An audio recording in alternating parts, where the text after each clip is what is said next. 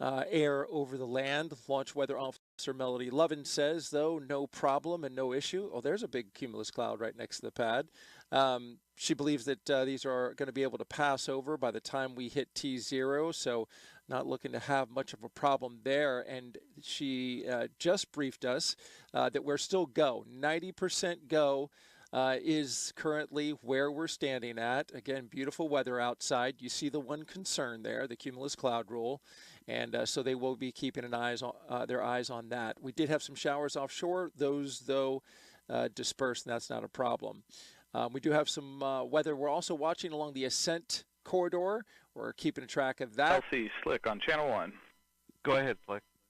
CST 100 pad operations are complete and ready to configure the white room for launch. Annulus purge was disconnected at 13:54 Zulu. Roger. Blue team lead, LC. Go ahead. Perform toxic vapor and O2 checks when raising the environmental seal and configure white room for launch. Roger. Getting that room right there ready to launch. You'll see that environmental seal around the Starliner and get ready to go up as they get that room ready for launch, and eventually at L-11 minutes retract the arm away.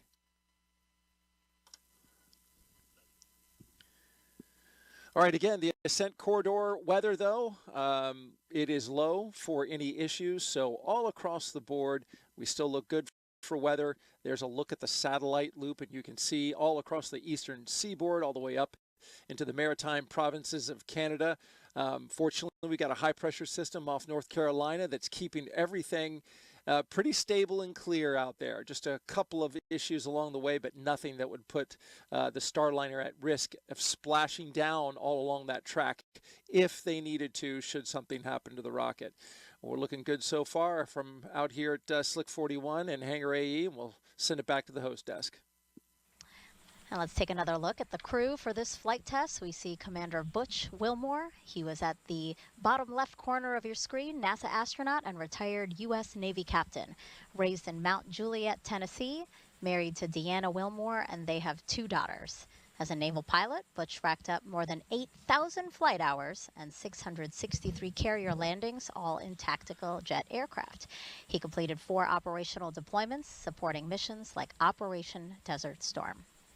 Before his selection to NASA, Wilmore was on exchange to the Air Force as a flight test instructor at the Air Force Test Pilot School at Edwards Air Force Base in California. Butch is a veteran of 2 space flights as pilot on Space Shuttle Atlantis in 2009, and then 5 years later, he served as flight engineer for Expedition 41. So far, Wilmore has spent 178 days in space and performed 4 spacewalks, so this flight will be his 3rd mission to the ISS. And Sunny Williams, CFT's pilot and a retired U.S. Navy captain. NASA selected her as an astronaut in 1998, just 2 years before Butch.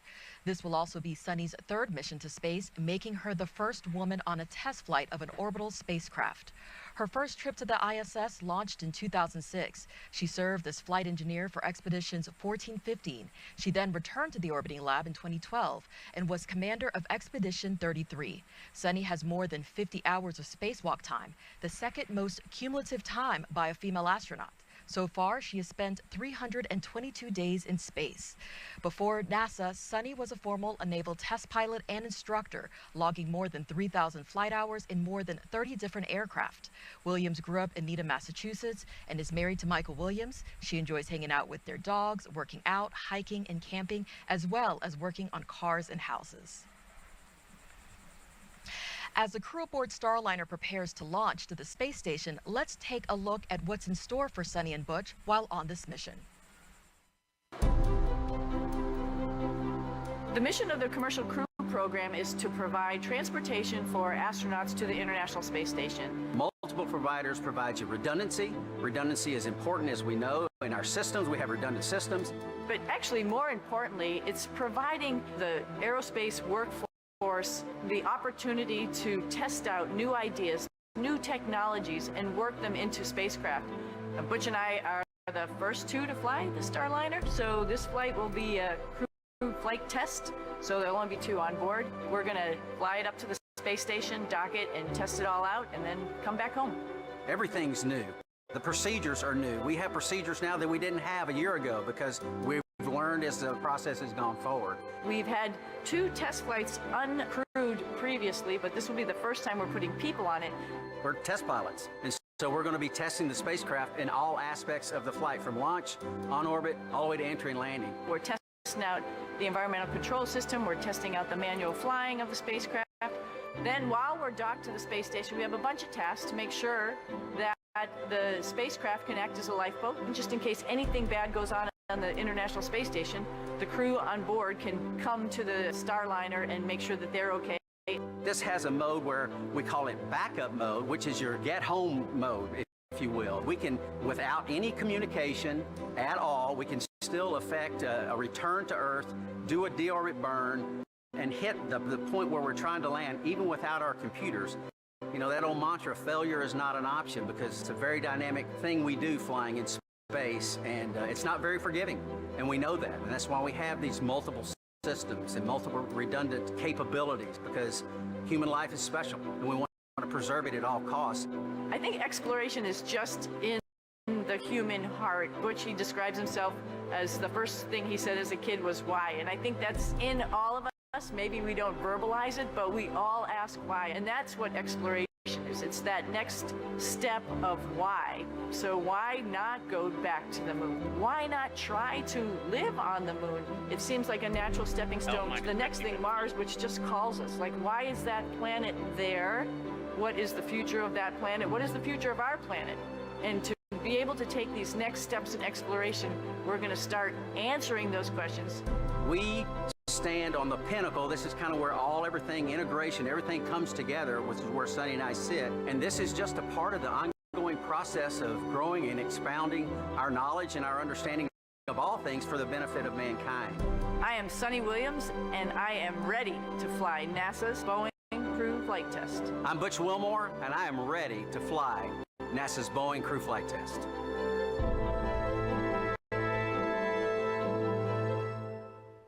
And we are ready here at 49 minutes, 17 seconds until liftoff.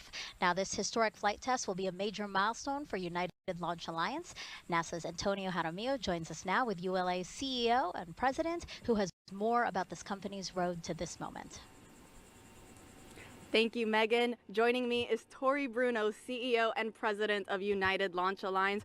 Tori, it's so great to have you back on here. Can you give us a quick recap, first on the issue that occurred during the last launch attempt and how teams resolved it and got us to where we are today? Absolutely. So we have a ground system at the pad that controls the things that occur in the last few moments before we go to ignition. This particular system is the one that releases the rocket from the pad and controls what happens to getting the umbilicals loose. And we have a triple redundant system that is also able to vote, and we lost one card within one of those 3 chassis that do this. The crew was never in any kind of danger or anything like that, but in our timeline, had that failed much later, we would have relied on the double redundancy and voting that remained, but that early on, our criteria says stop and understand what's happening. We did resolve it the next day on a Sunday. It is a card within a chassis that has power supplies. It was one of the 2 power supplies that are also redundant, and so the flaw was really that power supply going down and not switching to the backup supply built into the chassis. So we removed it, we replaced it, we put the modules right back in it. The chassis we're using we know works because it's the same chassis we used to launch Vulcan on Cert 1. Everything has checked out and been retested, and now we're good to go. That's great to hear, and it is a beautiful day right now. It looks like it's going to be a beautiful launch. What's the trajectory like for this launch? I mean, who along the U.S. will be able to see it? Yeah, this is a very unique trajectory because it's flat and long for crew safety. And so it'll head out from here, it'll go north and a little bit to the east, and so all along the southern coast of the United States you have a pretty good chance of seeing it. And what that trajectory allows us to do is to have no blackout areas where the crew would be unable to abort the flight, God forbid, in the event of an anomaly. And it delivers them just short of being orbital, so if there were any issues with the capsule's propulsion system, they get a free return safely to the surface of the Earth. So very, very unique for us. We've never flown, apart from the test flights of this capsule, a trajectory that is suborbital before. Wow, and talking about uniqueness, is there anything new or different on this Atlas V rocket for this crewed launch compared to other uncrewed Atlas V launches? Yes, there are. There's a handful of things, and they are all safety related. So the most obvious thing is there's no payload fairing, because if there were to be an abort where we want the capsule to fly the crew safely away, the fairing would be in the way, so we fly without it. We also have an emergency detection system, which is like a very high-speed computer that is plugged into all the systems on Atlas and monitoring its health, so that if an anomaly started happening faster than any human could possibly do it, this computer would detect it and command the separation of the capsule. And of course, on Centaur, we have 2 RL-10s instead of 1 rocket engine for more thrust, because of that long, flat trajectory. The last thing we do is actually kind of subtle and maybe a little bit trivial for most people, but we anodize the first stage of the booster to protect it from a thing called stress corrosion cracking. And just to be extra careful for the crew, we actually double the thickness of that anodization. Wow, that is fascinating. Tori, thank you so much for joining us here today. Megan, D, Mike, back over to you. And as we check out some pad team members there getting ready to leave the crew access tower, teams inside mission control at Johnson Space Center in Houston are also keeping a close eye on launch. Here's NASA's Brandy Dean and Boeing's Jim May. Thanks so much, Megan. Welcome back to Mission Control Houston at NASA's Johnson Space Center. We are now 44 minutes away from launch and everything continuing to go pretty smoothly. Team here is under leadership again of Flight Director Mike Lammers today.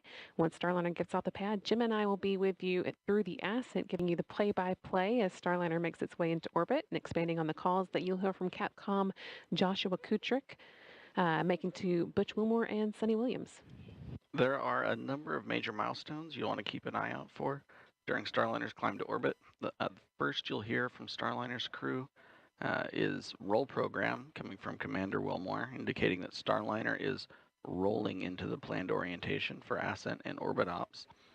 Then about 45 seconds into flight, the crew and Starliner will reach what's called max Q, which is the maximum dynamic pressure that they will experience during Ascent, and that happens just before they reach Mach 1. A minute and 35 seconds into flight, the solid rocket boosters that give Starliner its first major push into orbit will have been used up. Starliner will then hold on to them for just a little more than a minute after that, and then jettison the boosters before second stage takes over and gets Starliner the rest of the way to orbit. Starliner will actually reach orbit about 11 minutes and 58 seconds into flight, at which point the Centaur's main engines will cut off. Starliner and its crew hold onto that stage for a couple of minutes, and then separate from it at around 14 minutes 58 seconds into flight. From there, Butch and Sonny will be free-flying Starliner on their own. During Ascent, you'll hear Kutrick mentioning a number of abort-related milestones as Starliner moves past them. Starliner can safely abort all the way up to orbit, as you just heard in that interview we saw from Florida. That includes the East Coast, off the coast of Newfoundland, and off the coast of Ireland. Beyond that, it would just be able to safely abort to orbit, and of course, we're hoping not to need any of those options. And the last major milestone before crew begins what we call orbit ops is the orbital insertion, or OI burn, which will move Starliner into slightly elliptical orbit as opposed to the more slightly suborbital trajectory that it starts off in after separating from the Centaur. From there, Starliner will be on its way to the International Space Station. And speaking of the space station, let's check in with Rob Navius and the International Space Station Flight Control Team. Rob? Go ahead. Thanks, Brandy. Back here in the International Space Station Flight Control Room, flight controllers are keeping tabs on the countdown and monitoring the work on board by the Expedition 71 crew in advance of Starliner's scheduled arrival tomorrow. After docking, NASA astronauts Matt Dominic, Mike Barrett, Jeanette Epps, and Tracy Dyson along with Station Commander Oleg Kononenko of Roscosmos and fellow cosmonauts Nikolai Chub and Alexander Grabenkin, will be ready to roll out the red carpet as Wilmore and Williams float through the hatch into the Harmony module. Now, the dock timeline is designed to be variable. That means that the number of days Starliner could stay at the station could be adjusted depending on any further launch delays or undocking delays caused by weather conditions at the western U.S. landing sites for Starliner.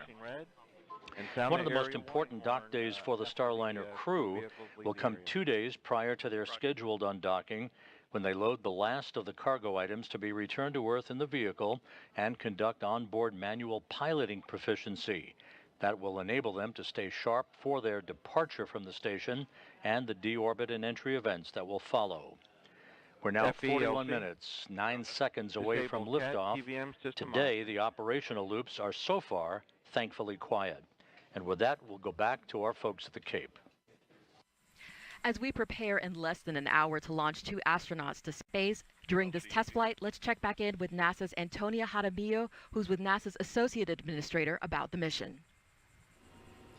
Thank you, Dee. Joining me is Jim Free, NASA's Associate Administrator. Jim, thank you so much for joining us. Can you discuss a little bit why it's important for the space agency that we have another American spacecraft launching into space from American soil? Well, I mean, it is truly historic day that we have today. It is the 6th time we've launched a new vehicle to space, and this time with the first female on one of those missions in Sunny, and from the Cape Canaveral Space Force Station, not the Air Force Station any longer. And we're also, now it gives us that chance to get back to ISS with another crew. And the learning that we're doing there about the human body, about technology, about science, of course science is key to all we do. And then to prepare ourselves for those missions to the moon and then onto Mars. Absolutely. A lot of firsts, a lot of important things for sure happening on this mission. You talked briefly on this. Can you discuss again why it's important just in general that we have multiple spacecraft available to send humans to space? We need that access. So right now we have one provider giving us that access to space station. This will give us a second provider, which means if we have a problem with either, we have ways to get our crews to and from station, which helps keep the tempo that we've had for 23 years of having humans in low Earth orbit, but also that opportunity to get the crews back if there's an issue at all, and keep that presence going. Absolutely. This has already been a very exciting year for the agency, with many, many fascinating missions already taking place. Now with this historic launch about to take off, what else can the public look forward to? It has been a great year, and certainly a lot of learning already for me about the incredible mission that we have at NASA. And the missions that we have remaining this year, I'll just highlight a couple of them. Europa Clipper, which will be an incredible mission for us to watch in its journey and understanding even more about the solar system. NISAR, which will help continue our learning of Earth. And then we have X-59, that first A in NASA, right, the aeronautics, which will go through its first flight this year. We're about to do an engine run-up on that aircraft. And of course, heading towards Artemis 2 next year. The crews in Washington this week planted a moon tree just yesterday with our deputy administrator, and that gets us on our path back to the moon. Absolutely, and we cannot wait for all of those missions. Jim, thank you so much for joining us here today. Megan, D, Mike, back over to you. Thank you both. And we are now 38 minutes until liftoff of NASA's Boeing crew flight test with Butch Wilmore and Sunny Williams. You can see they're inside the Starliner spacecraft, patiently, maybe, awaiting liftoff, right, Mike? Oh, they're very patient at this point, and so far so good today. It's been a very smooth count, as Rob Navius mentioned earlier. And so the plan is for Butch and Sunny to be docked. That was a call out saying that the pad team has cleared the pad. Now, the plan is for Butch and Sunny to be docked to the ISS for at least 8 days, and then after, they will return to Earth with a soft touchdown in the American Southwest.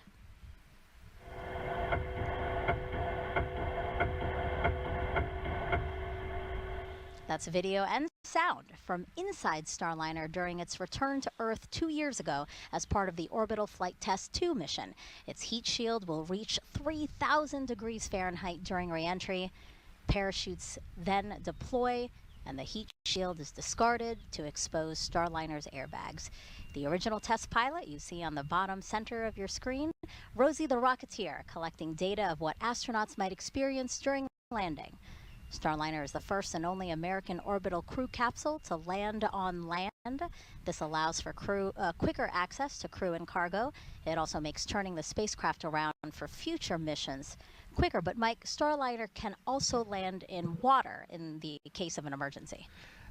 Absolutely. Starliner has a lot of heritage and commonality with the Orion spacecraft, which lands on water.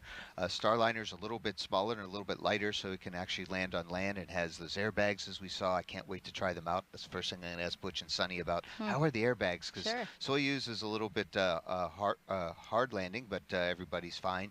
But it's really those airbags, I think, are going to make a difference. But landing on water, we have a different airbag configuration, and so we have a fifth airbag that opens up in the middle, and so it's definitely planned that we could land on water, but we save that only for emergencies because refurbishing the capsule afterwards is going to be kind of tough with all the saltwater contamination. So we'd really like to land on land. We have 5 spots in the southwest of the United States that we can land on. And I remember Sunny saying that she would much rather land on land because she said she had a lot of anxiety with landing in the water, even after you're back on Earth, because it's such a long rescue process and you're bobbing in the ocean. You know, she said when you land on land, it's done, you're safe. See, that's the Air Force perspective. That's how we always think of things too. The Navy guys, you know, they should like the water, but no, this is jokes aside. That's exactly it. It's a lot easier to find us and a lot more options if and when we land on land. All right, so we're coming up on 35 minutes until liftoff. And here comes a comm check. Yeah, I want to set the stage now for a series of comm checks. Go ahead. Yes, sir. Op 60, step 10, step 20. Blast danger area is clear. Roger. So yeah, we expect to hear repeated communication checks with Capcom in Houston and the crew. This is an opportunity for them to also discuss any anomalies or resolutions to those anomalies, but we've been saying no issues, the team today, so that's great news. And then these comm checks that we'll hear now, we're going to periodically hear them throughout these final 34 minutes. And again, communication is so important, and we want to make sure that those channels are working properly from the crew to everybody else on the ground that's helping to monitor launch. And where we are now, again, the pad team has cleared the pad. So it's just Butch, Sunny, a Starliner, and Atlas and Centaur all together. Right. Yep. The first 2 astronauts to fly in Starliner. Go ahead. Yes, sir. I can also give you step 60. Flight hazard area has been cleared of all personnel accounted for. Roger. Butch and Sunny, the first 2 astronauts to fly in Starliner. Sunny will be the first woman to test an orbital spacecraft. And the last time people flew to space in an Atlas-class rocket was nearly 61 years ago. CFT is going to be that final test to certify a second commercial spacecraft to ferry astronauts to and from the space station. And this is a cool fact too, actually. Once in orbit, for the first time in NASA history, the agency will have 3 different crew spacecraft orbiting in space simultaneously. So that's, of course, the International Space Station, the SpaceX Crew Dragon, and then Boeing's Starliner spacecraft. What an incredible milestone. That is an incredible milestone, and NASA's going to break that again, hopefully soon, when we have another spacecraft. We're working here at the Kennedy Space Center to get Artemis and the Orion spacecraft up into space, too. So these are exciting times, and we're building a future where there's even more spacecraft in the future with humans on board going to space. And that's more opportunity for... Yeah, Dee, what do you think about that? Again, Boeing, Boeing Starliner joining as one of the 3 crewed spacecraft that's in orbit. Yeah, exactly. I echo exactly what Mike said, that this is all about expanding human spaceflight. So having another vehicle, once this is certified, is going to do exactly that. It's going to get more people into space. Of course, this time to the International Space Station, it's going to increase science. But of course, there's also private missions. So, at the end of the day, it's going to be, it's always great when you can get more people, into space. Yeah, and we've been asking you to submit your Ask NASA questions from social media, so let's answer some more of those now. We have this one from, love this name, Shaquille Oatmeal on Twitch asking, what's the life of an astronaut like between launches, Mike? Yes, we spend all of our life, training and wanting to become an astronaut, and then once you're an astronaut, what's it like? And so we do a lot more training. But I'll say that the last time I flew in space, we just had our landing anniversary on June 1st on STS-134, and that was in 2011. That would have been a great day to launch, but we chose not to. That's 13 years ago. So in the last 13 years, what have I been up to? And that's been helping get Dragon and Starliner up into space, helping my friends aboard the International Space Station as Capcom. I helped Sunny when she was doing spacewalks, and we help each other. It's all part of a big team. And so today it's great to see Butch and Sunny. They've both been waiting a long time to go fly again. Trying to get a third mission or a fourth mission is really, you have to wait and be patient. And Butch and Sunny are going to have they've been working hard on Starliner too. And that's what we do between missions. We help get ready for the next missions and help our friends be ready and support them while they're in space. Yeah, and the Commercial Crew Program is so important because in working with our commercial partners, it really allows NASA to pursue other things, like, again, returning to the moon. Our eyes are set on Mars with the Artemis program. Indeed, and I'll just say I've enjoyed working both with SpaceX and really with Boeing. I mean, when we saw our teammates on the montage earlier, it just it made me tear up a little bit, and I'm not afraid to say that because there's a lot of respect with the team. And let's take another question now. This one is from World Citizen on YouTube asking, does the crew on the space station watch the launch? So right now it's the middle of Now minus 30 minutes. 30 minutes to go. RC, conduct weather briefing on Channel 8 Weather Conference Net. Roger. So arm controls, start arm hydraulic final preps. Roger. LOX 1, perform pogo suppressor charge. Roger. Prop 1, perform RD-180 transducer converter calibration. Roger. Peony 2, perform Centaur LH2 SVV cycle test. Roger. That's all the communications between the launch team, basically all the steps that's needed to get us to T0. Yes, less than 30 minutes left. So aboard the International Space Station, if the crew gets a minute, I do believe that they're beaming up this launch broadcast. So hi to my friends aboard the International Space Station that they're going to watch the launch. They're very invested in this. They've been waiting for weeks, months for the Starliner to arrive, and we're good friends with the crew on board, so it's going to be very cordial. But yes, I remember watching minus 29 minutes. The shuttle's launch. And then when my friends landed on either the shuttle or on the Soyuz, we would try to watch the landing coverage too. So certainly we were always watching NASA TV. And we did get a chance to talk to NASA astronauts Tracy Dyson and Jeanette Epps prior to launch. Prop 1, LC. Prop 1, go. Are we complete? Yes, RD-180 transducer converter calibration is complete, and the engine FIV is open. Roger. Flight control, start flight control, final prep. Roger. LC, Peony 2. Go ahead. Centaur LH2 SVV cycle tests are complete. Roger. Again, Tracy Dyson, Jeanette Epps, two of the astronauts that are on the International Space Station already. We did get a chance to talk to them prior to launch. Update complete. And they said they are ready for Butch and Sunny to arrive. They've gotten their areas all set up for them, so they're really excited to welcome them just about 26 hours after liftoff today. Again, 27 minutes, 53 seconds and counting until liftoff of Butch and Sunny, the first two to fly Boeing's Starliner capsule to the International Space Station. Let's go over now to Brandy and Jim inside Mission Control in Houston. Thanks, Megan. Lead crew flight test flight director Mike Lammers is getting ready to poll the flight control team here in Houston for a go or no-go, verifying that all of Starliner systems are ready for launch. Everything is looking good at the moment, and laborers will use this poll to determine the final go, no-go poll by the launch conductor just before liftoff. Once we do get into the terminal countdown time frame, there are a few major activities that the team will oversee. The first is Starliner's transition from ground power to battery power. That comes about 18 minutes before launch, and we leave it as late as possible so we can launch with those batteries as... Go ahead. Arm hydraulic final preps are complete. Roger.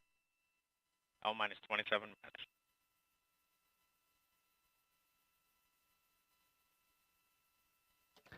We leave that power transition as late as possible so we can launch the batteries as close to full charge as possible. A few minutes later, with less than 10 minutes to go before liftoff, Starliner's ordnance will be armed. That activates the critical systems that are needed to detach all the things that Starliner would ultimately deploy or jettison as it climbs to orbit, or back for a landing if that became necessary. And then finally, just 1 minute and 15 seconds before launch, they'll work with the crew to activate the launch abort system, which would rocket the crew to safety in the case of an abort or on the pad early in the ascent. This will likely be the last you hear from us until liftoff. So we are going to send you back to the team in Florida to let Megan, Dee, and Mike see us through the rest of the countdown. Go Starliner. Now let's take a closer look at Starliner, the next generation crew capsule that you see atop the Atlas V rocket there on launch pad 41 on Cape Canaveral Space Force Station.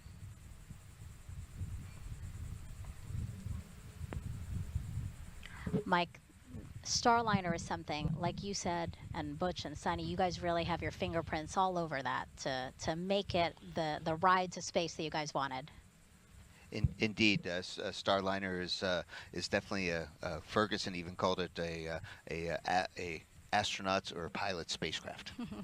And so that next generation crew capsule, it measures 16.5 feet tall with a diameter of 15 feet.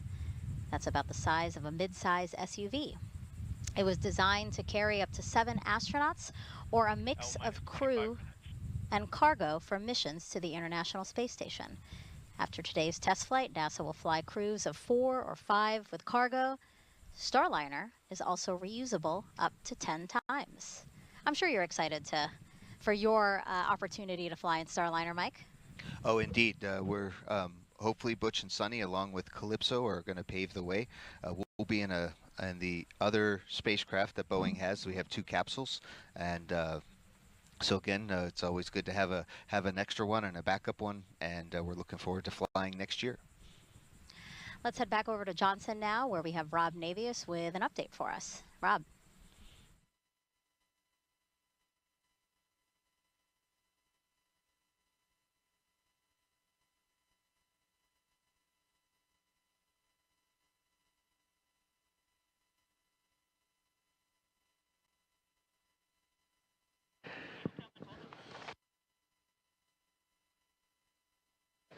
As we mentioned earlier, in the midst of Starliner arrival preparations on the station, NASA astronauts Matt Dominic, Tracy Dyson, Jeanette Epps, and Mike Barrett are preparing spacesuits to be used for a trio of spacewalks scheduled to begin on June 13th. Other maintenance work is also planned for today by the expedition crew as they gear up for the docking of Starliner tomorrow to the forward port of the Harmony module. Once Starliner docks, it will be the 6th visiting vehicle at the International Space Station, a crowded house 260 miles above the Earth. We're standing by here in Mission Control for the Atlas V to take flight and for a new chapter in human spaceflight history to begin just 23 minutes from now. With that, we'll head back now to the Kennedy Space Center. 23 minutes, 9 seconds and counting until liftoff. So let's check back in with ULA's Dylan Rice and Boeing's Lauren Brennicky with the latest. Guys. Minutes.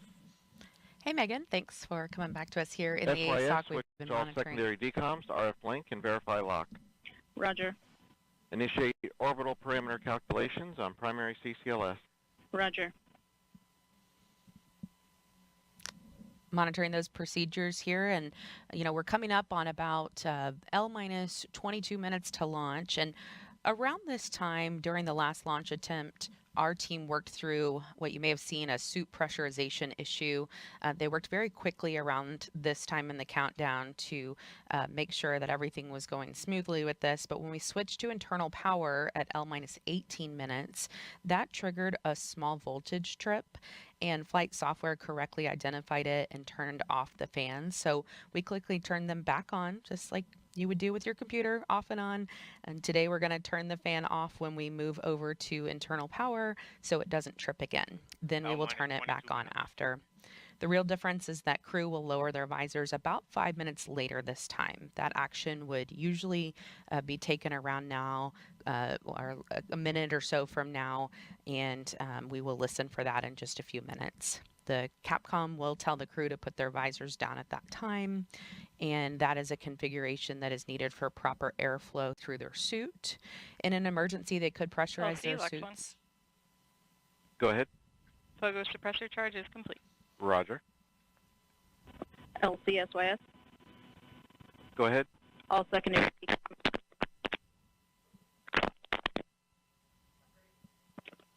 Secondary. Yeah, you're breaking up, SYS. All secondary slide on our link. I did copy that. Please check your headset.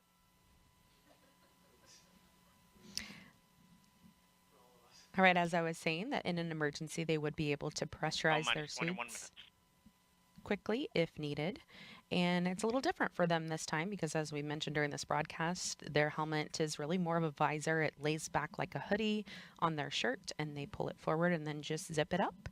And this config also calls for them to deflate their lumbar support and secure their restraints from launch. So once we get to that point, it's really buckle up. It's almost go time. And then the crews will report back when finished. And then while we're talking around L-19, we're also going to be looking for the Starliner readiness poll for terminal count. That will happen on a side channel. So I'll be listening for that, and I'll let you know when we hear it. We do have a few polls coming up. That one is short. It will take place in the Boeing Mission Control Center, or BMCC, here in Florida. That is where the spacecraft launch conductor, Brian Gartner, will pull people in that room in charge of the propulsion system. Yeah, you see the room there on your screen. L-20 minutes. PNE-1, reinitiate AHB charging. Roger. RLM, verify redline monitor and event table are in the correct configuration for terminal count. Lumbar support. Verify. RC, verify solar radiation, acceptable for launch. Verified. Right, you might have heard, kind of came in faintly. Starliner copies. They asked them to go ahead and deflate their lumbar support. Wasn't sure if we're going to hear a little bit more about that. But again, there will be 3 calls coming up on this Starliner readiness poll for terminal count. They will pull the mission support room manager, or MSR. After launch, the BMCC turns into mission support as things shift over to Houston. They will also poll the spacecraft test conductor, who monitors our power systems. Switch to channel 1. All personnel and visitors remain in present position until launch. Maintain operational silence in the LCC. This is the LC with a terminal count briefing. If a condition exceeds a launch constraint anytime after the terminal count status check, the observer shall announce hold, hold, hold on channel 1, identify their station, and briefly state the reason for the hold.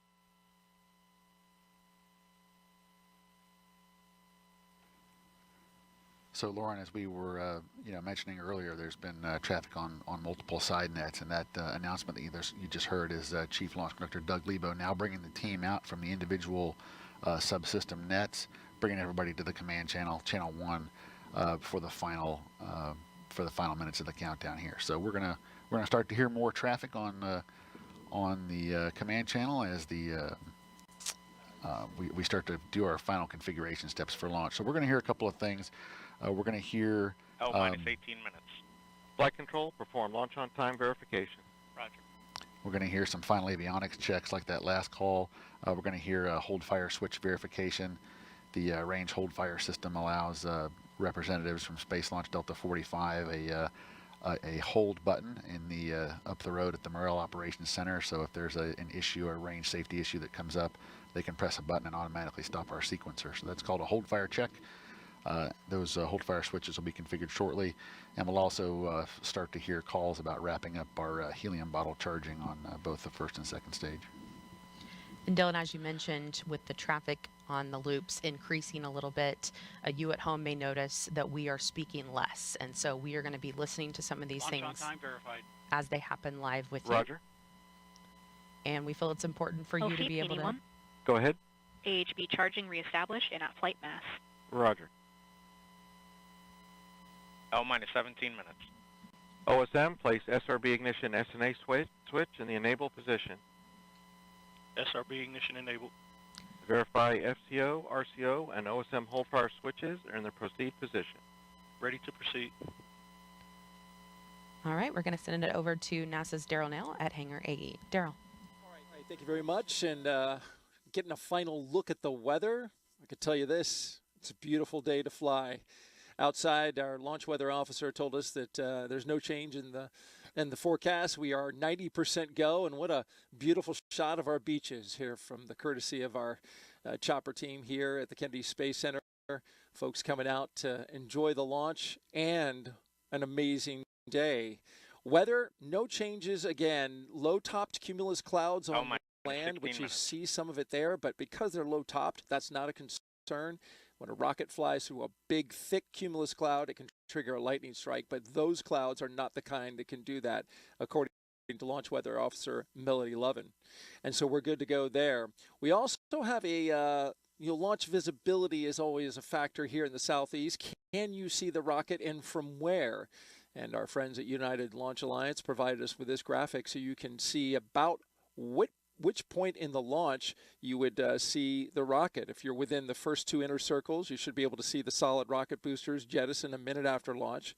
Folks in the Orlando and Central Florida area will be able to see it about 90 seconds of flight, and then it will come into view for much of the rest of the state after more than about 2 minutes, including Tampa on the west coast of Florida. The southeast corner of Georgia might be able to see the Atlas Centaur separation, which happens after 3 minutes of flight. Again, we're looking good here at the ASOC. Richard Jones polled his team, the NASA operations manager, 15 minutes. and all of them are go. LC flight, channel 1 and air to ground 1 are now merged, going to air to ground 1. Roger. We'll send it back to the host desk. LC flight, air to ground 1, ready for contact with Starliner on channel 1. Roger. Starliner, LC, com check on channel 1. Those are com checks again. LC, Starliner, loud and clear. I have you loud and clear also. And our astronauts, who you see there. Again, this is the test flight. Houston, com check, air to ground 1. Houston, Starliner, loud and clear. Houston has you loud and clear on air to ground 1.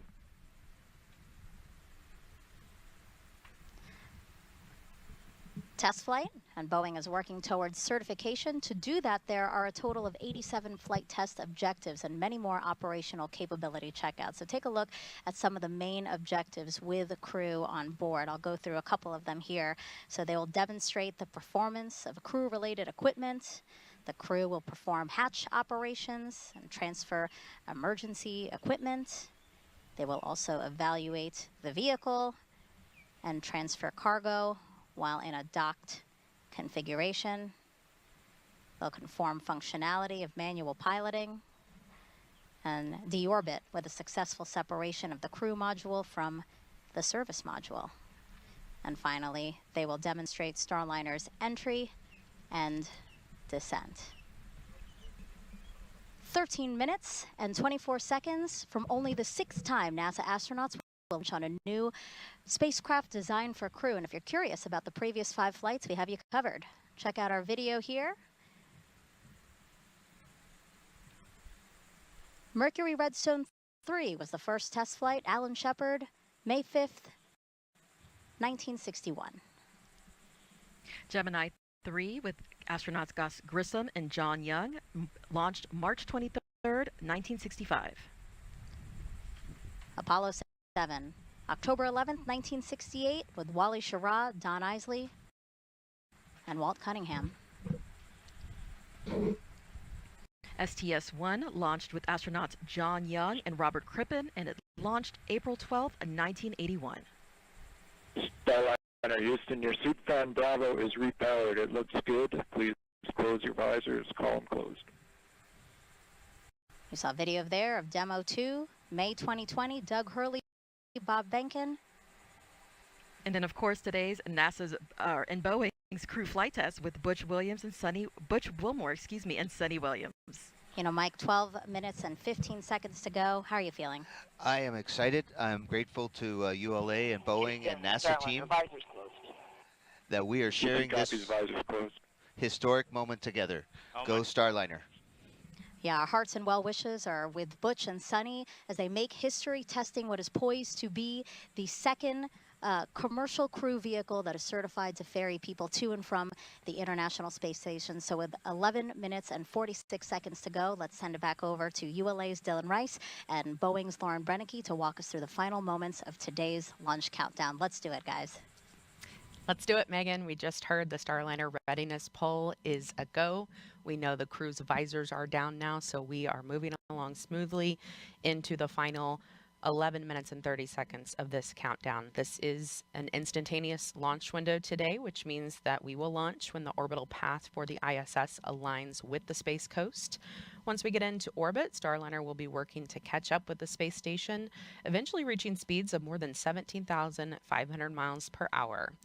It'll take about 25 hours or so to get there. And we are going to be watching here any minute. Minus 11 minutes. For the crew access arm. Control, so the crew access arm for launch. Roger. Right on cue. Crew access arm about to start moving away from the spacecraft. And Dylan, we will watch it move very slowly today, but it could move much faster if needed. That's right, Lauren. It takes about 2 minutes to rotate the 120 degrees back away from Starliner to its stowed position and latched position on the crew access tower. Here we go. But we could, in the event of an emergency, redeploy it in less than 15 seconds. It's amazing that it can do that. We hope to not have to ever see that happen. After liftoff today, Brandy and Jim will continue commentary from Houston through Ascent, spacecraft separation, and the orbital insertion burn. We will have the shot of Butch and Sonny inside Starliner until the moment of launch, and then we will get it again when we get to the ISS. minus 10 minutes. Flight, verify CST 100 on internal power. Verified. Starliner, configure ordnance for launch. Touch and win. All right, the spacecraft is running completely on its own now. And they are configuring ordnance for launch. That means the devices that initiate our separation events are ready to support both nominal and contingency operations that happen or could happen during ascent.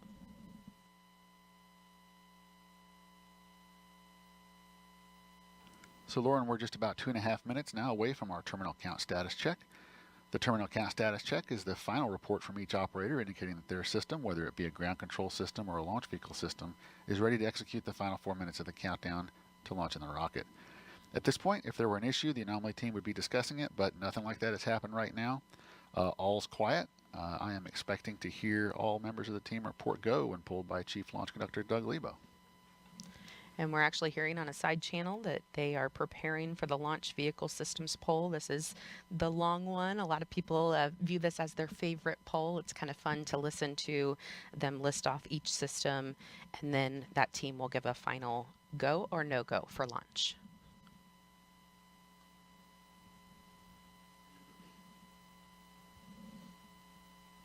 And we will be able to watch cameras on the rocket today, and live telemetry feeding back will provide a real-time look at the spacecraft model when video isn't possible during the ascent as it moves through the dynamic phases.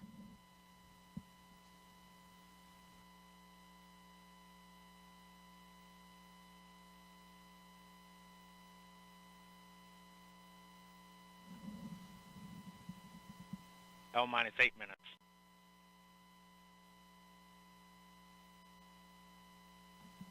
Under 8 minutes before Butch and Sonny head back to a place they consider home, Both of them have spent 2 different stints of about 6 months on the International Space Station, and they are thrilled to be going back for a 3rd time. Sunny told me she even cried the last time she left the space station because she didn't know if she would ever go back. So this flight is a dream for her. LC arm control. Go ahead. True access arms stowed for launch. Roger.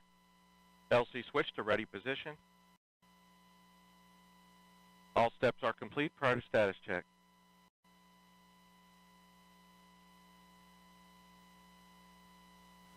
Let's listen in to Chief Launch Conductor Doug Lebo conduct that final terminal count status check as we prepare for launch. L-minus 7 minutes. Status check to proceed with terminal count. Atlas systems, propulsion. Go. Hydraulics. Go. Pneumatics. Go. LO2. Go. Water. Go. Centaur systems, propulsion. Go. Pneumatics. Go. LO2. Go. LH2. Go. Has gas. Go. Electrical systems, airborne. Go. Ground. Go. Facility. Go. RFFTS. Go. Flight control. Go. GCQ. Go. Op support. Go. COM. Go. Umbilicals. Go. Arm control. Go. ECS. Go. Redline monitor. Go. Quality. Go. Op safety manager. Go. ULA safety officer. Go. Vehicle system engineer. Go. Anomaly chief. Go. Range coordinator. Clear to proceed. Flight director. Houston flight is go. Starliner. Starliner go. Launch director. You have permission to launch. Proceeding with the count.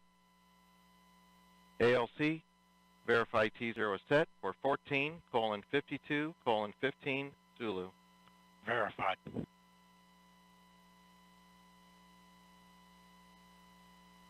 Starliner, net is clear.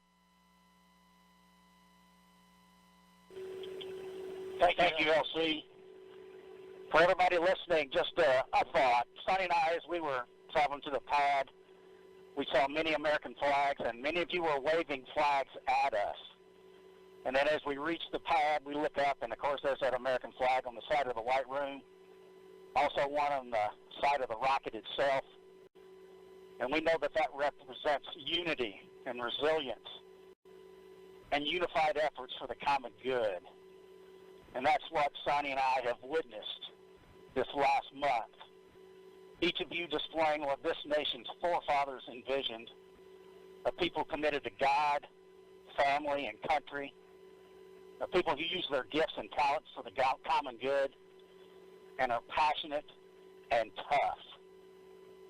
And we all know that when the going gets tough, and it often does, the tough get going. And you have. And Sonny and I are honored to share this dream of spaceflight with each and every one of you. So with that, LC, let's get going.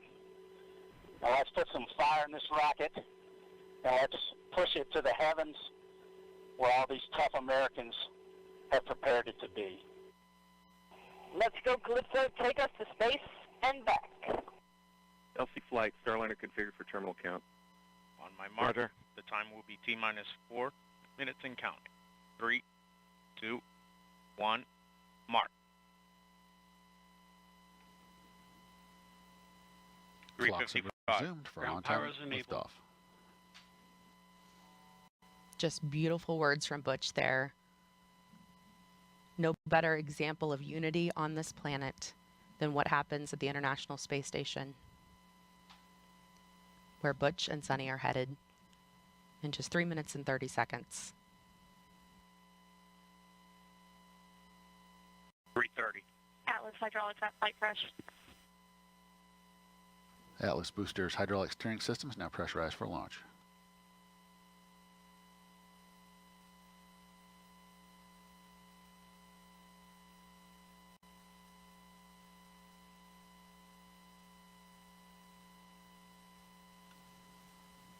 Starliner's LAS prop valves are configured for launch. The propulsion valves that need to be open in the case of an abort from the pad. 3 minutes. Pressurizing Atlas tanks. Carrying LO2 topping. 250. FTS internal.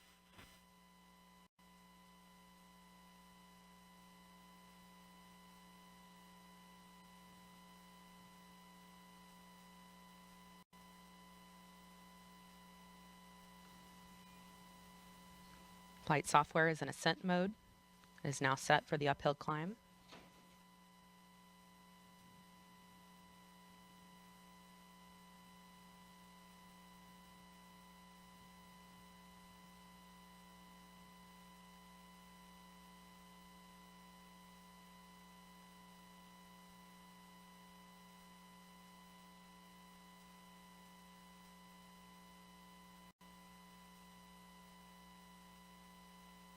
$159.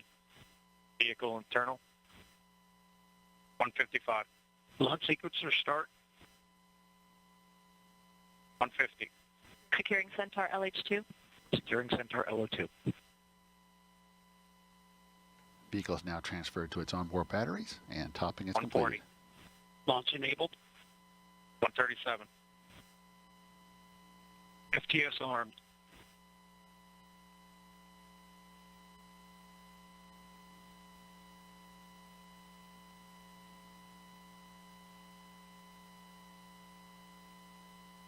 $120.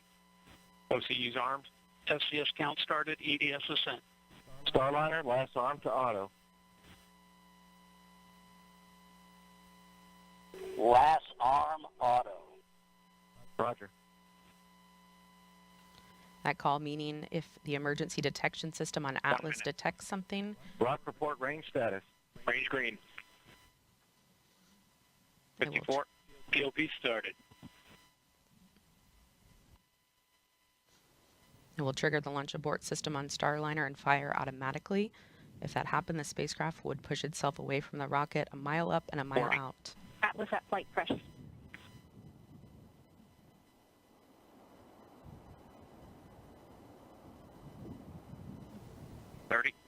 Centaur at flight press. 25. Status check. Go Atlas. Go Centaur. Go Starliner. Godspeed, Butch and Sonny.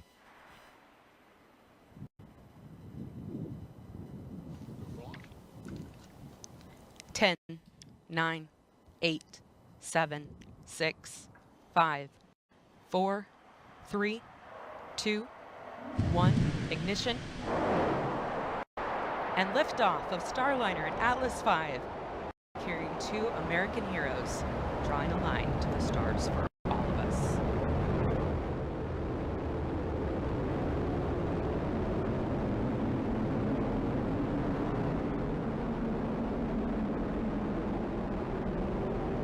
Commander Butch Wilmore there, calling down to Mission Control here in Houston that the spacecraft has begun rolling into the right attitude for its ascent, and the Guidance, Navigation, and Control Officer here in the room seeing good data on that.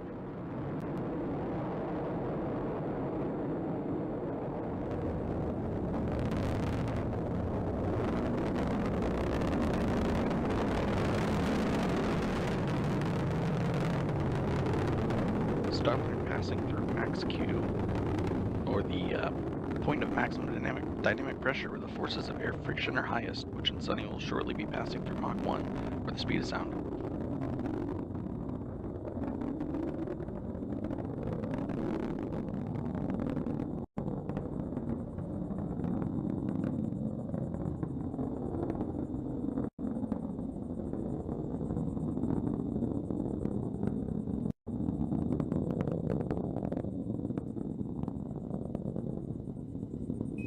Got a good throttle up. Starliner and Atlas looking good with speeds and attitude increasing as expected. Coming up in less than 20 seconds, the solid rocket boosters will run out of fuel and burn out.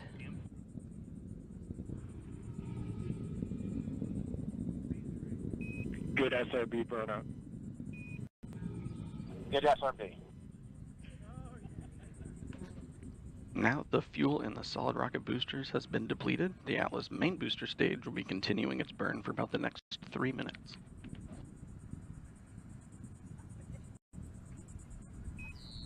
Good handle.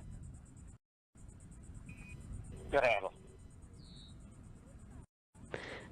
That call, good handle, from Capcom Joshua Kutrick, indicating that the crew now has the ability to initiate an abort manually if needed.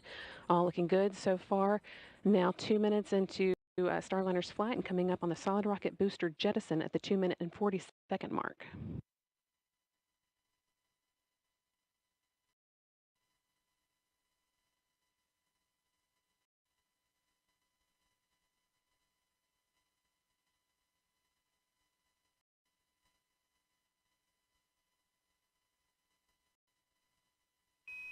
CLG and net, good trajectory. CLG. The solid rocket boosters have now been jettisoned after seeing Starliner through its first 90 seconds of flight. Team on the ground here confirming that it was a good jettison and that the vehicle's trajectory continues to look good. Now 3 minutes into today's flight.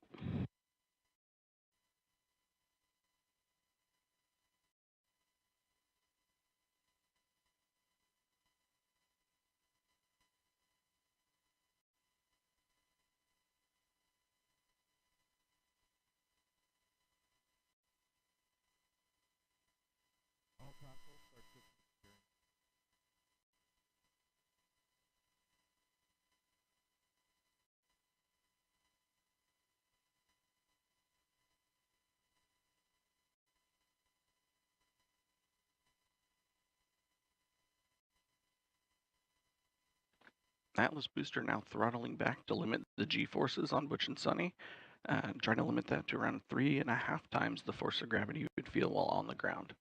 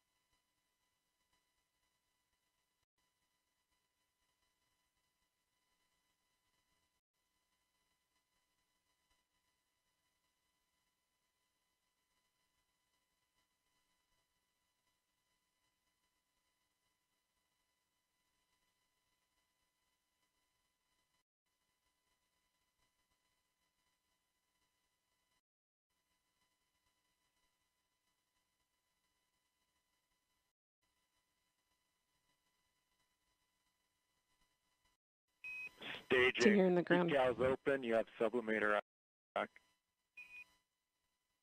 Decal sub-act. Decal.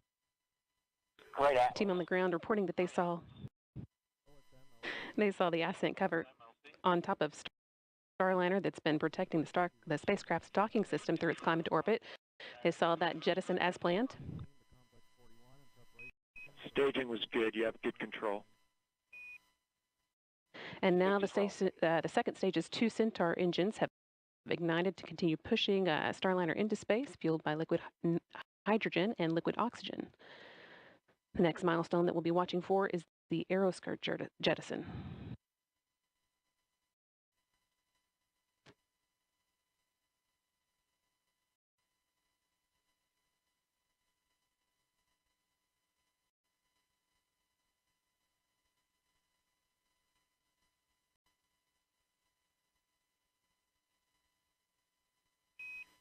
Starliner, you had good booster performance. You're up to plus 31. Plus 31.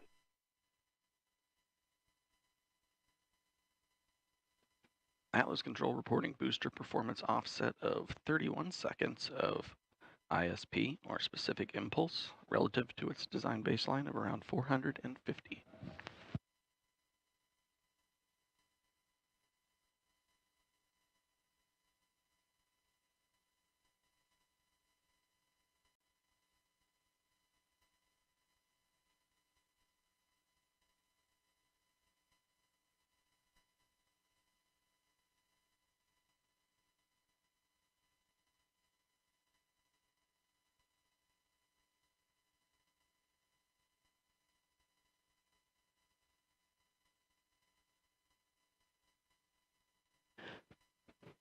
All continuing to perform well, almost 7 minutes into today's flight.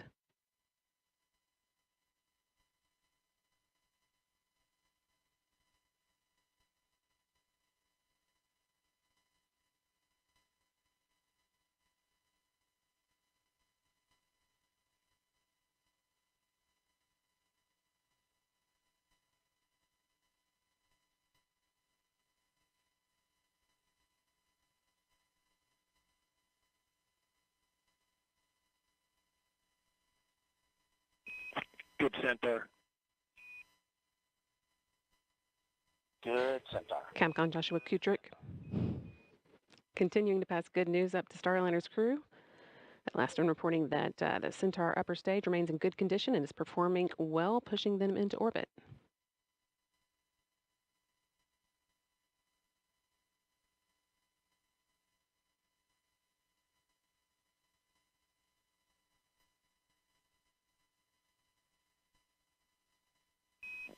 St. John's open. St. John's. Starliner is now entering its first guided abort range, where Starliner would direct itself towards a specific location in the event of abort. In this case, just off the coast of St. John's, the capital of the Canadian province of Newfoundland, Labrador.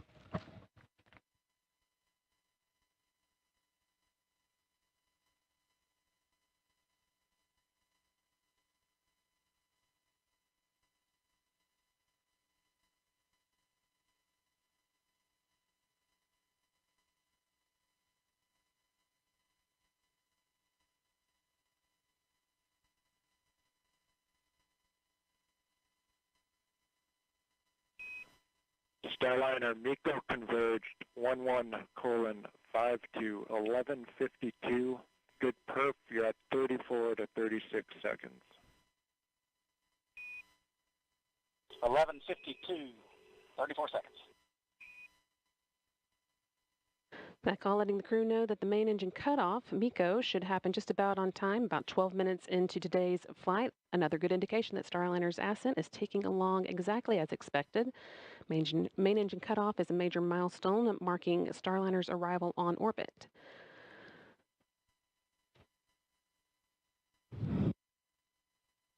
Still got about 2.5 minutes until we get to that, with the spacecraft continuing to perform well, make its way towards orbit. No action, Starliner on the LCL. That's just the system coming up into controlling mode. Outstanding. No action.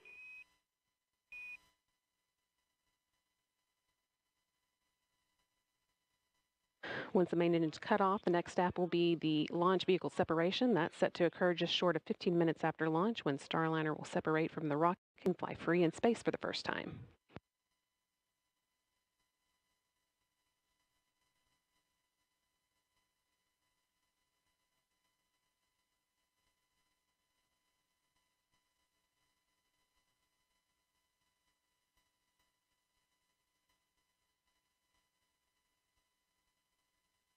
Flight Dynamics officer reporting that at this point, Starliner could potentially make an abort landing off the coast of Ireland. Good cooling.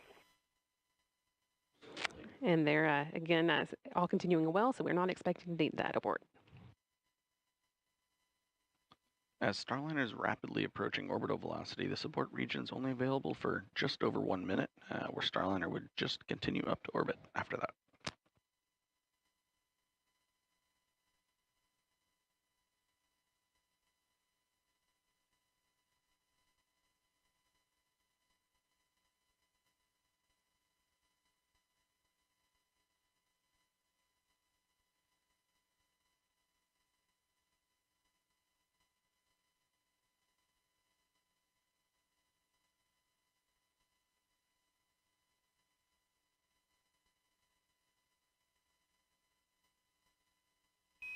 Thirty seconds to MECO. Just 30 seconds to go.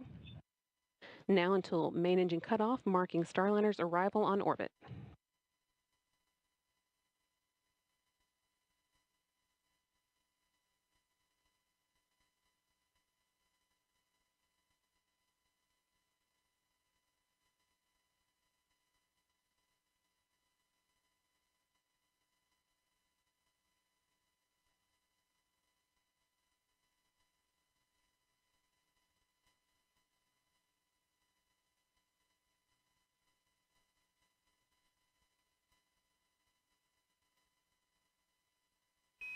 Nominal MECO Starliner. Nominal MECO. And with that nominal MECO call, that's main engine cutoff. We've got good energy, meaning a good velocity for continuing to orbit, and a good plane, meaning Starliner's trajectory is aligned with the International Space Station for rendezvous tomorrow. And with that, Butch Wilmore and Sunny Williams returned to orbit. Individually, they are both extremely experienced astronauts. 14:5 to 14:52. 14:52.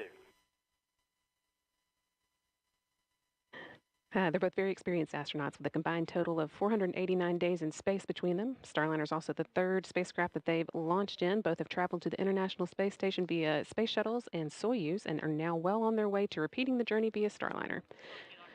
It's also worth noting that Williams' role as pilot marks the first time that a woman has crewed a flight test of an orbital spacecraft.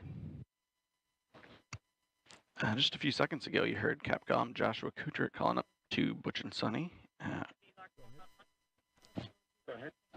With the expected time, Starliner will separate from Centaur at about 14 minutes, 52 seconds into flight, just under 2 minutes from now, or 1 minute from now.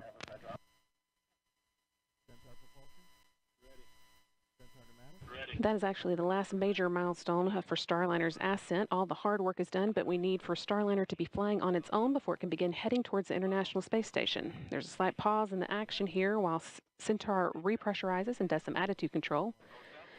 We'll get into the right orientation to send Centaur on its way and then jettison it and move into the right orientation for the orbital insertion burn, which will come about 31 minutes into flight.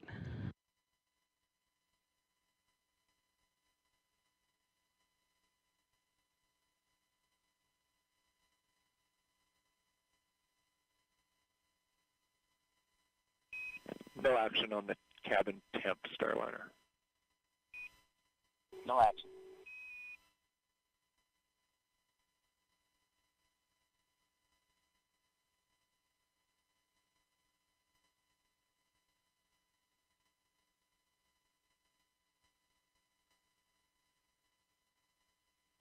And about 10 seconds until an expected launch vehicle separation.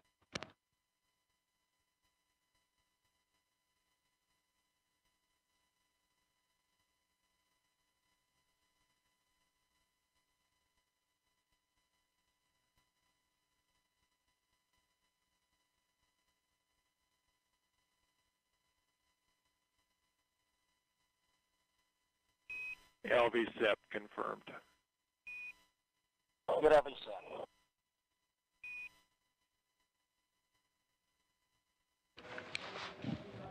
And now that Starliner has separated from this Centaur upper stage, we have a big thank you to our partners at ULA, providing Butch and Sunny a smooth ride to space.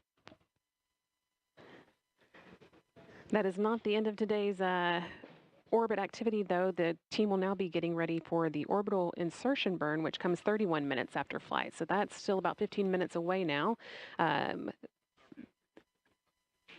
Sunny Williams and Butch Wilmore will be getting their tablets out and doing a few other activities to get Starliner ready for that. And that will be one of the, that will be the first in a series of burns that will set Starliner on its way to the International Space Station.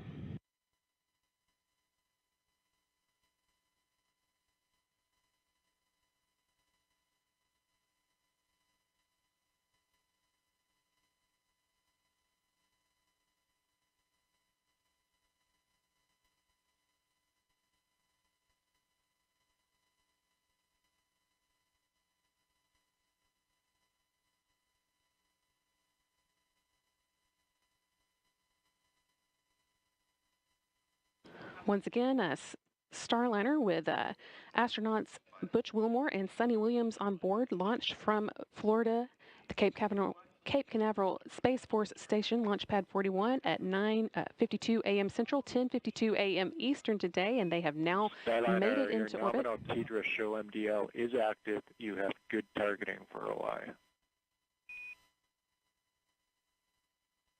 Good targeting.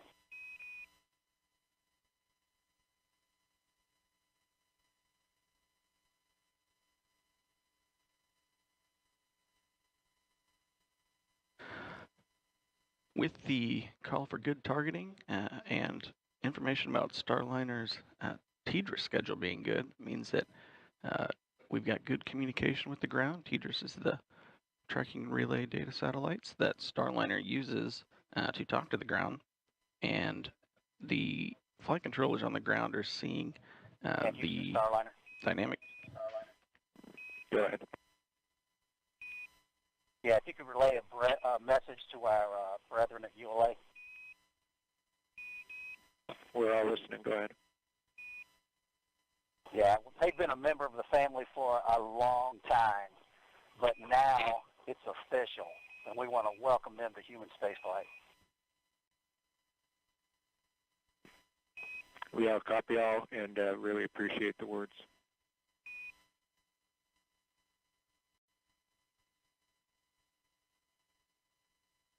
And Houston Starliner, we are on the tablets and in insertion monitor. Copy tablets, we're with you, insertion monitor.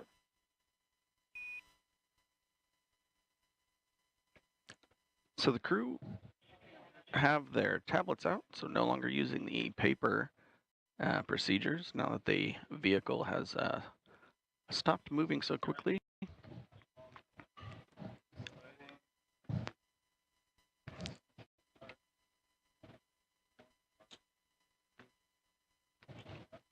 So there's a handful of things that the crew's going to do now, mostly just prepare the inside of the cockpit so they are looking at the right data to prepare for the upcoming orbital insertion burn.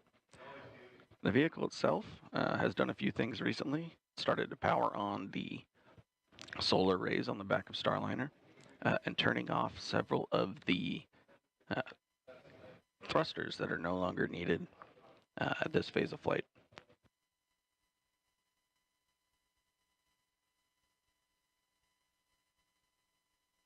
Upcoming in about 4 minutes, Starliner is going to start to orient itself in the direction it needs to do the orbital insertion burn. And the crew inside the vehicle will be turning the wireless access point on and allow them to stream some of the data from the spacecraft onto their procedure tablets.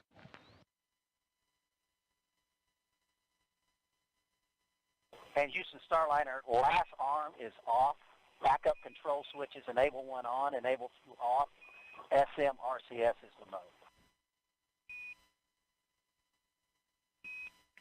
We copy off. Enable 1 is on, enable 2 is off. SM/RCS, you're in a good config.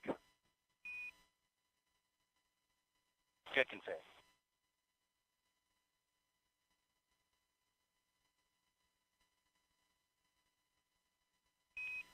Your EXDV targets are on board and good. Good EXDV.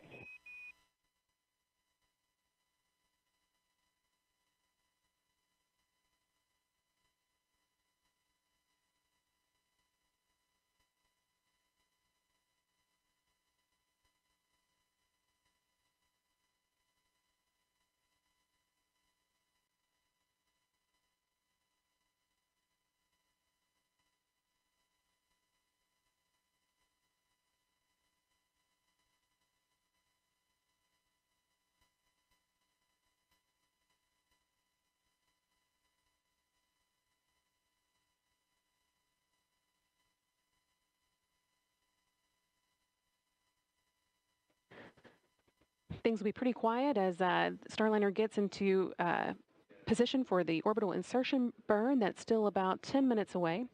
Starliner is actually designed to be pretty autonomous and, in fact, docked with the space station on its last trip around without the help of any crew on board. But we do still want to know that if needed, Butch Wilmore and Sunny Williams could take control and manually abort the spacecraft's approach to the station if they needed to. So to prove that, one of the few things on their agenda after they reach orbit will be to perform a test of the manual piloting mode.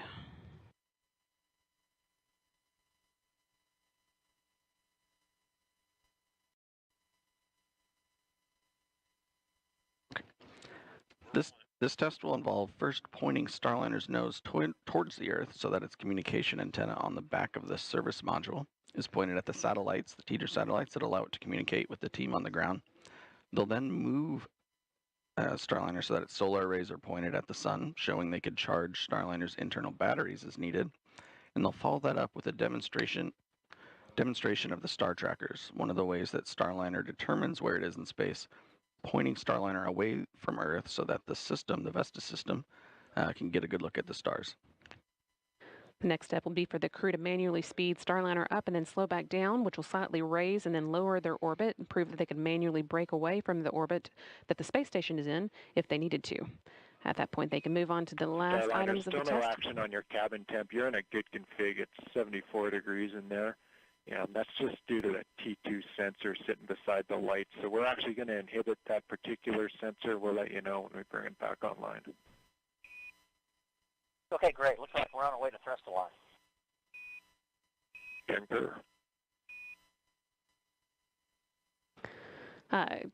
Josh Kutrick calling up that the crew can ignore some alarms they're seeing on the temperatures inside Starliner. That's just a result of one of the sensors being next to a light that's causing it to show higher than it actually is, but it sounds like the crew are pretty comfortable and are getting into place for that orbital insertion. As I was saying, after they have manually broken away from the orbit of, proven that they can manually break away from the orbit of the space station, they are going to move on to the last items of their test for tonight. That's manually moving Starliner into the right orientation for re-entering the atmosphere, and then moving back into the attitude that will let them soak up some sun with the solar arrays and try a different method of manually charging the spacecraft's batteries. But again, once that all has to wait until after the orbital insertion burn. This is, again, the first of several burns that will put Starliner on its way to the International Space Station. We've still got about 6.5 minutes until we fire up the engines for that burn.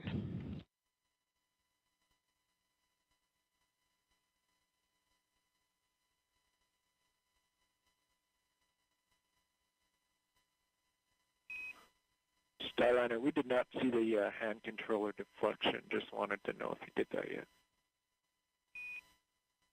No, we'll get it now. All good.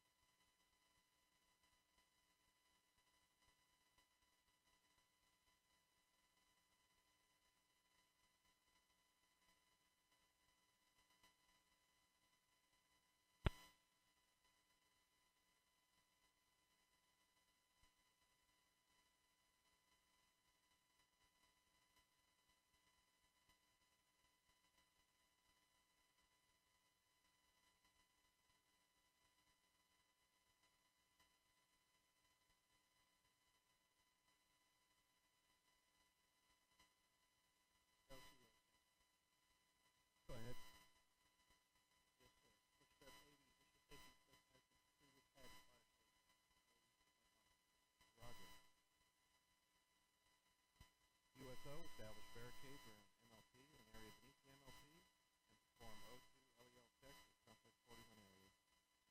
Roger. ECS LC. Team here on the ground seeing that everything is looking like it's in the right configuration for the orbital insertion burn. Now less than 5 minutes away.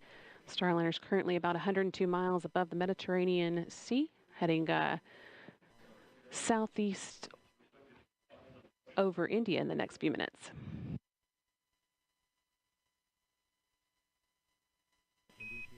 Starliner, good config for the OI burn. Good config for OI. And good config from the OI burn. Crew and ground controllers noting that Starliner is pointed in the direction it needs to for the OI burn. It should also be about the time that the crew are using their tablets for their procedures, also charging them, keeping them topped up for the rest of the rendezvous. We unfortunately won't have a view of Williams and Wilmore as they work through this procedure. Although we had a view of them from inside the cabin on the ground, Starliner isn't able to send that view to us again until it gets to the International Space Station. So you'll be seeing this screen quite a bit as Starliner was getting into the right position for the burn. And actually just now you can see some of the engines firing that help it steer and move around in space. And you can also see what attitude it's in at any given time. Lots of good information on this screen. It is. A lot of this information actually directly mimics the views that the crew is seeing, especially the one in the upper left-hand panel. That is an exact copy of the display the crew is using for their attitude directional indicator. It also covers what mode their translational hand controller and the translational pointing is in. On the left side, on the right side, the pointing guidance, which tells the Starliner in automated mode which direction to point, or when in manual mode, which direction the crew needs to move the vehicle, like we're going to do in some of the manual piloting maneuvers. And following back up a little bit on the camera conversation, there is a planned upgrade of the Mustang system that we should see on our PCM-1 mission that will include live feeds from inside the cockpit. And the Mustang system is the cameras that we were seeing views from earlier. That's correct. There's a handful of cameras around the inside of Starliner. We often see the one from kind of beneath Butch and Sunny. That's given one of the better views without being directly right in their face while they're inside the cockpit during pre-launch. But once they're in orbit, they've gotten out of their seats a little bit, and we should be able to see a little bit more around the cabin.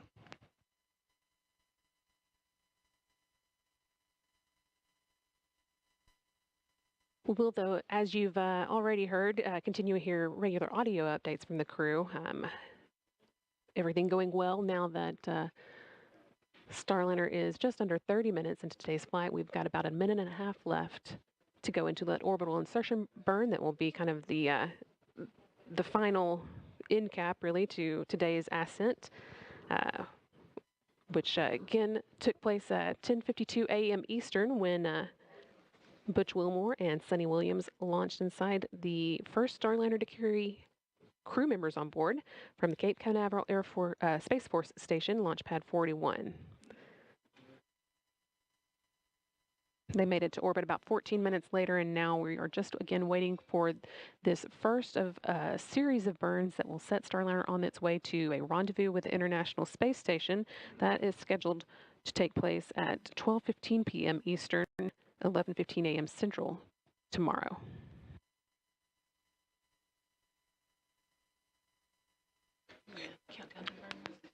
And we're coming up at about 40 seconds till the orbital insertion burn. This burn is going to take Starliner out of its slightly suborbital trajectory and push it up to an altitude that will allow us to catch up with ISS for a rendezvous later tomorrow.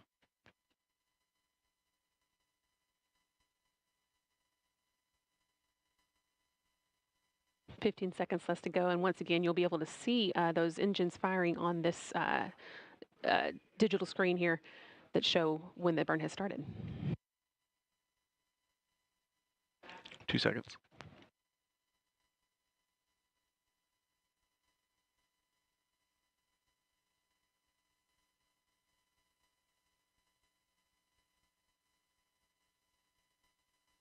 And flight controllers here in Houston, seeing 4 good OMACs, good burn.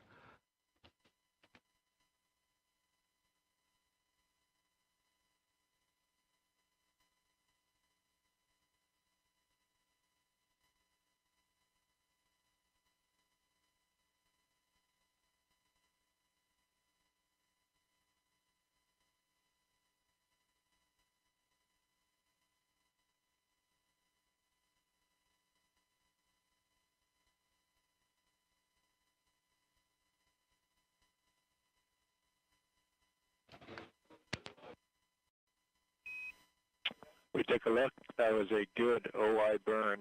You're maneuvering to NavCal 1. Good OI burn, going to NavCal 1.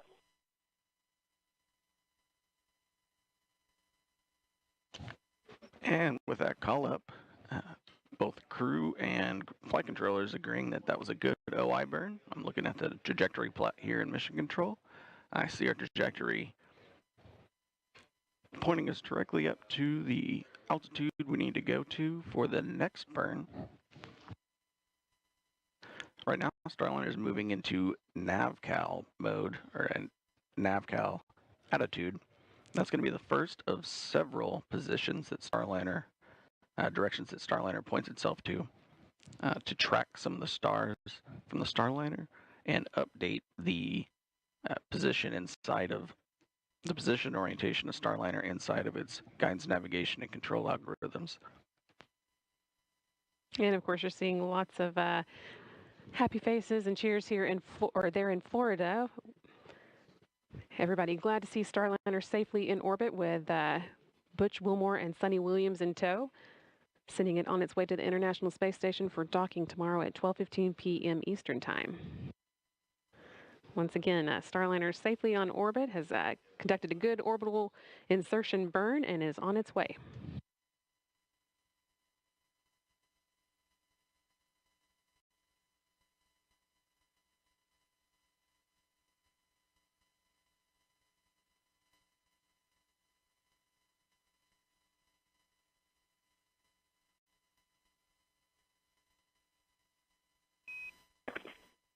Starliner Houston.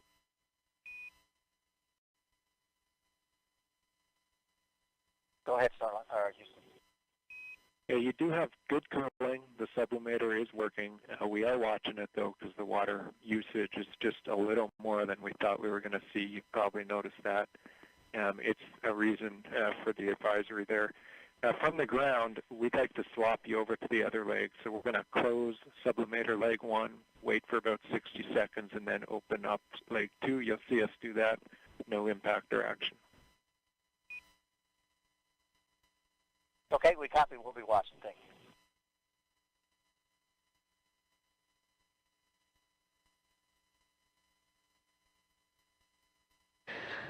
Joshua Kutrick there again, giving the crew some words about information they're seeing on orbit. This one related to sublimators, which are used to cool the spacecraft down. But just letting them know that there's nothing that they need to be concerned about. The team will keep watching that. In the meantime, as Starliner begins making its way to the International Space Station, we're going to check in with Rob Navius in the International Space Station Flight Control Room. Rob? Yeah, thanks very much, Brandy. With Starliner en route to the station, the work now just beginning for Wilmore and Williams. First up, an important rendezvous burn called the NC burn, which will adjust Starliner's altitude relative to the station and begin to refine its path to the orbital laboratory. Flight Dynamics will be assessing the accuracy of Starliner's initial trajectory and will update any adjustments to that trajectory for subsequent maneuvers to be conducted over the next 24 hours. Now, we're expecting to hear the first of 3 audio reports from the crew during their free flight on how the ride uphill to orbit was before they move into what are called far-field demonstrations of the vehicle. That will include manual piloting tasks and a manual translation control test. That will prove Starliner's ability to execute a manual docking if required, as well as an abort capability prior to docking. Keep in mind, we're providing continuous coverage now of Starliner's flight to the International Space Station. On Thursday morning, rendezvous operations will begin in earnest shortly before 10 a.m. Eastern Time, leading to a targeted docking for Starliner to the station at 12:15 p.m. Eastern Time. So please stay with us around the clock as we bring you every minute of Starliner's flight. For now, we're going to sign off from the International Space Station Flight Control Room here in Houston and go back to Megan, Dee, and Mike Fink at the Cape. Hey, and welcome back to the Space Coast of Florida, where about 36 minutes ago we witnessed the launch of a United Launch Alliance Atlas V rocket carrying the first 2 astronauts, NASA's Butch Wilmore and Sunny Williams, inside Boeing's Starliner capsule to the International Space Station. The first time ever, Starliner now in the right orbit to rendezvous with the space station in just over 25 hours. How are you guys feeling? How was it to watch launch? Again, just right over the water behind us here. I mean, this is extremely exciting, obviously a long time coming and a culmination of so much hard work by so many teams. But of course, we're going to be even happier when we see Starliner dock, and even happier when the hatch opens and we watch Sunny and Butch float into the International Space Station. Oh, absolutely. Yeah, well said, Dee. I mean, this is exciting. We've built up to this moment for years and years, and it finally happened. I got to see a Starliner launch with my friends on board. How cool is that? And I could feel like the whole planet was cheering for them. Yeah, it was really nice to see it happen. There were a lot of emotions here at the host desk among the three of us, as well as the crew that's supporting us here on the host desk. And it's just a history-making launch. Sunny, again, the first woman to test an orbital spacecraft. That's amazing. And then again, the last time people flew to space in an Atlas-class rocket, 61 years ago. CFT, this final test to certify Starliner, and then once in orbit, the first time in NASA history that the agency will have 3 different crew spacecraft operating in space simultaneously. So that's the International Space Station, SpaceX's Crew Dragon, and again, once Boeing Starliner spacecraft gets there, Boeing Starliner spacecraft. So really just like a lot to celebrate. It's amazing. You know, Mike, I know you've been part of a Starliner's journey from the very beginning, working alongside Butch and Sunny and all the teams across Boeing, NASA, ULA. So talk to us, how does it feel to see this rocket from your perspective? I was so impressed all the way through the launch countdown and all the way through orbital insertion burn. Everything was just like the final simulation exercise they give us back at Johnson Space Center, where they just give us everything nominal. And there we are. Everything was fine. No hiccups, no drama, nothing to worry about. And so I was really happy with Butch and Sunny, and for Butch and Sunny, and happy with the whole team. As Butch said, thank you to the United Launch Alliance for a great ride up, and welcome them to the club of rocket companies that can send humans into space. Now we just got to get to space station in 24-ish hours. And the one to discuss, let me know if you're there. And we've been asking for some questions on social media, so we still want to get to those because there have been a lot. So why don't we pull up one question here right now? This one's from Ramon. What is your favorite part of being an astronaut, Mike? Is it days like this? Definitely days like this, Ramon. Very much glad to be an astronaut on this day. I think Butch and Sunny might be a little bit happier than me to be an astronaut today, but this is definitely a great day. And if you're not on the rocket yourself, helping your friends is a really great way to be an astronaut. And so, Mike, talk to us about, this is, again, a crewed flight test. Certification is what's next for Starliner. So what's the process to get us to your flight next year? Well, first we have to, Butch and Sunny, they've gotten to orbit. That's, kind of step 1. Now they got to get to the space station and complete their flight test objectives. Once they land safely in a desert somewhere with the airbags, and we'll analyze. The Boeing team will analyze the flight test data, see if any improvements, any changes, any things that can be improved and made, and then we'll get ready for us at the post-certification mission number 1 that we call Starliner 1. I think Dragon had a similar one. They called themselves Crew 1. Well, we're Starliner 1, and we'll be ready to fly when the spacecraft is. Right, and so obviously there's still a lot on this road for Starliner, but when you do fly next year on Starliner 1, Mike, I know that there's a bunch of people here who are very excited for you, so much so that they created this shirt. Oh, no. I love it. Mike Fink Fan Club. That's right. Oh, he's hiding, guys. He's hiding behind his computer right now. I am deeply humbled. Thank you. No, yes. It just goes to show that so many people are invested in Boeing and NASA and ULA working together on the Starliner program. So we celebrated together with the crewed flight test today and launch. And again, we still have so much more of the mission to go, and we can't wait for your flight for Starliner 1. All righty. Thank you very much. Thank you again to everyone who submitted questions throughout the broadcast. You really helped to contribute to the broadcast. And Mike, really great to have you here marking this historic launch with us.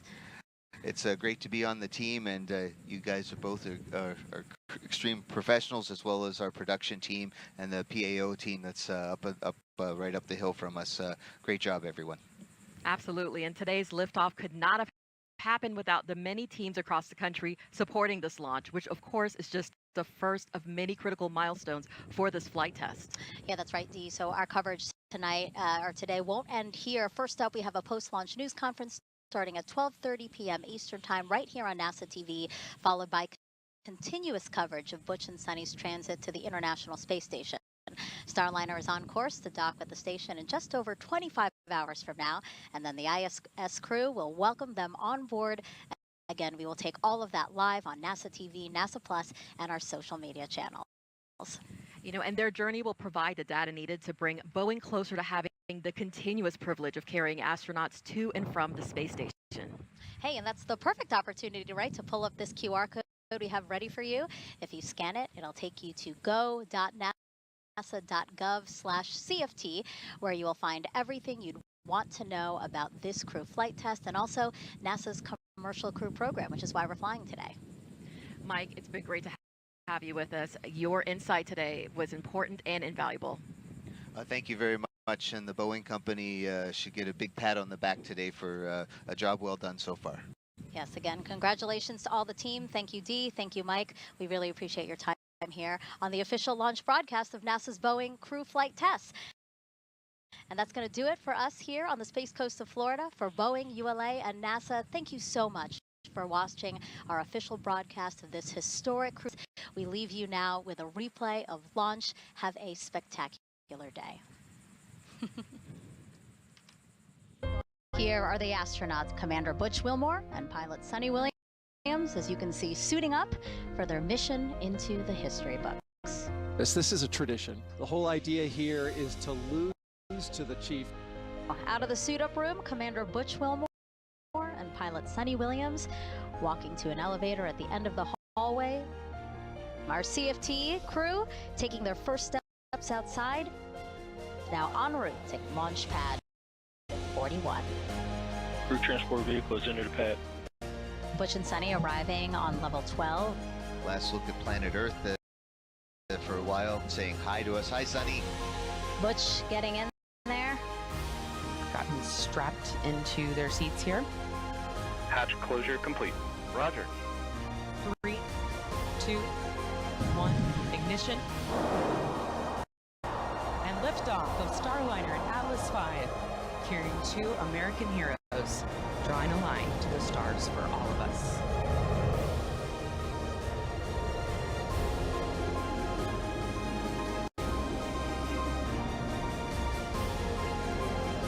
Commander Butch Wilmore, they're calling down to mission control here in Houston that the spacecraft has begun rolling into the right attitude for its Ascent, and guidance, navigation, and control officer here in the room seeing good data on that.